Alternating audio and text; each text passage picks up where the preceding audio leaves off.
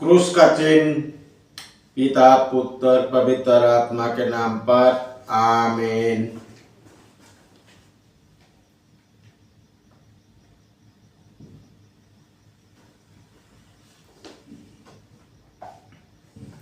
Bible पाठ गुरुवार 23 जनवरी 2025। पहला पाठ इब्रानियों के नाम शांत अध्याय 7 पद संख्या 25 से 8 और 8 के 6 तक। पाठ का मूल वाक्य, यही कारण है कि जो लोग उनके द्वारा ईश्वर की शरण लेते हैं वो उन्हें परिपूर्ण मुक्ति दिलाने में समर्थ है, क्योंकि वे उनकी ओर से निवेदन करने के लिए सदा जीवित रहते हैं। ये उचित ही था कि हमें इस प्रकार का प्रधान याजक मिले, पवित्र, निर्दोष, निष्कलंक, पापियों से सर्वथा भिन्न और स्वर्ग से भी ऊंचा। अन्य प्रधान याजक पहले अपने पापों और बाद में प्रजा की पापों के लिए प्रतिदिन बलिदान चढ़ाया करते हैं। ईसा को इसकी आवश्यकता नहीं होती, क्योंकि उन्होंने ये कार्य एक ही बार में उस समय पूरा कर लिया जब उन्होंने अपने को बलि चढ़ाया। संहिता तो दुर्बल मनुष्यों को प्रधान याजक नियुक्त करते हैं, किंतु संहिता के समाप्त हो जाने के बाद ईश्वर की शपथ के अनुसार वो पुत्र पुरोहित नियुक्त किया जाता है, जिससे सदा के लिए परिपूर्ण बना दिया गया है। इस बातों का सारांश ये है, हमारा एक ऐसा प्रधान याजक है जो स्वर्ग में महिमा हेम के सिंहासन दाहिने ओर विराजमान होकर उस वास्तविक मंदिर तथा तंबू का सेवक है, जो मनुष्यों द्वारा नहीं बल्कि प्रभु द्वारा स्थापित है। प्रत्येक प्रधान याजक भेंट और बलि चढ़ाने के लिए नियुक्त थे, इसलिए ये आवश्यक है कि उसके पास चढ़ावे के लिए कुछ हो।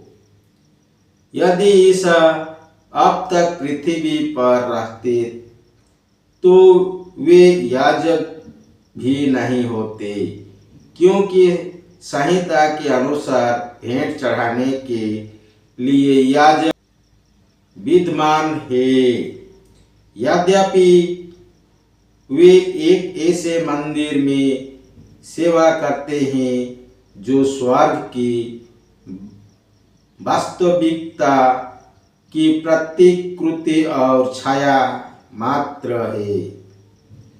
यही कारण है कि जब मूसा तंबू का निर्माण करने वाले थे तो उन्हें ईश्वर की ओर से ये आशीष मिला, सावधान रहो, जो नमूना तुम्हें पर्वत पर दिखाया गया उसी के अनुसार तुम सब कुछ बनाओ।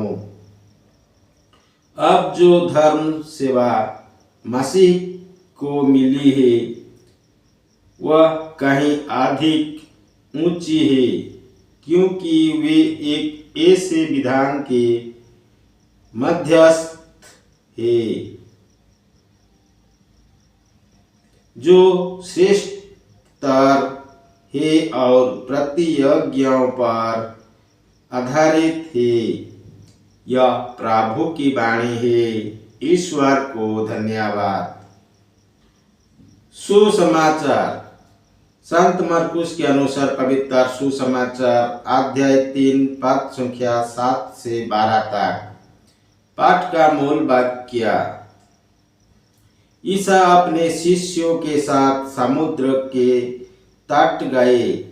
गलीलिया का एक विशाल जन समूह उसके पीछे पीछे हो लिया। यहूदिया, यरूशलेम, इदुमिया, यरदन के उस पार और तीरुस तथा सीदोन के आसपास से भी बहुत से लोग उनके पास इकट्ठे हो गए, क्योंकि उन्होंने उनके कार्यों की चर्चा सुनी थी। भीड़ के दबाव से बचने के लिए ईसा ने अपने शिष्यों से कहा